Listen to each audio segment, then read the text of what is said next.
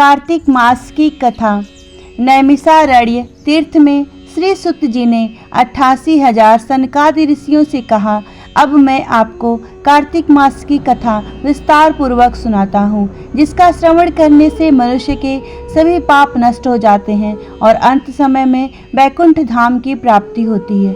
सुत जी ने कहा, श्री कृष्ण जी से अनुमति लेकर देवर्षि नारद के चले जाने के पश्चात सत्यभामा प्रसन्न होकर भगवान कृष्ण से बोली, हे प्रभु, मैं धन्य हुई, मेरा जन्म सफल हुआ। मुझ जैसी त्रैलोक्य सुंदरी के जन्मदाता भी धन्य हैं, जो आपकी 16,000 स्त्रियों के बीच में आपकी परम प्यारी पत्नी बनी। मैंने आपके साथ नारद जी को वह कल्प वृक्ष आदि पुरुष विधि पूर्वक दान में दिया, परंतु वही कल्प वृक्ष मेरे घर लहराया करता है। यह बात मृत्यु लोक में किसी स्त्री को ज्ञात नहीं है। हे त्रिलोकीनाथ, मैं आपसे कुछ पूछने की इच्छुक हूँ।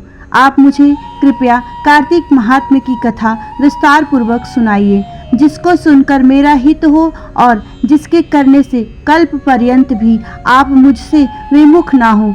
सुत जी आगे बोले, सत्यभामा के ऐसे वचन सुनकर श्री कृष्ण ने हंसते हुए सत्यभामा का हाथ पकड़ा और अपने सेवकों को वहीं रुकने के लिए कहकर विलास युक्त अपनी पत्नी को कल्प वृक्ष के नीचे ले गए। फिर हंसकर बोले, हे प्रिय, 16,000 रानियों में से तुम मुझे प्राणों के समान प्यारी हो। तुम्हारे लिए मैंने इंद्र एवं देवताओं से विरोध किया था। हे कांते, जो बात तुमने मुझसे पूछी है उसे सुनो।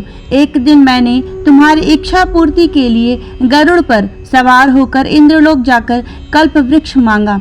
इंद्र द्वारा मना किए जाने पर इंद्र एवं गरुड़ में घोर संग्राम हुआ और गौलोक में भी गरुड़ का गौओं से युद्ध हुआ। गरुड़ की चोंच की चोट से उनके कान एवं पूंछ कटकर गिरने लगे, जिससे 3 वस्तुएं उत्पन्न हुई। कान से तंबाकू, पूंछ से गोभी और रक्त से मेहंदी आदि। इन तीनों का प्रयोग करने वालों को मोक्ष नहीं मिलता। तब गौओं ने भी क्रोधित होकर गरुड़ पर वार किया, जिससे उनके 3 पंख टूटकर गिर गए।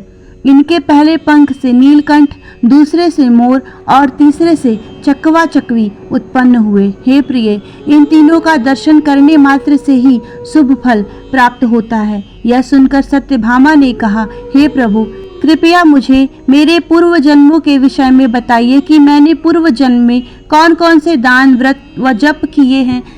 मेरा स्वभाव कैसा था, मेरे जन्मदाता कौन थे और मुझे मृत्युलोक में जन्म क्यों लेना पड़ा। मैंने ऐसा कौन सा पुण्य कर्म किया था जिससे मैं आपकी अर्धांगिनी हुई। श्री कृष्ण ने कहा, हे प्रिय, अब मैं तुम्हारे द्वारा पूर्व जन्म में किए गए पुण्य कर्मों को विस्तार पूर्वक कहता हूँ, उसे सुनो।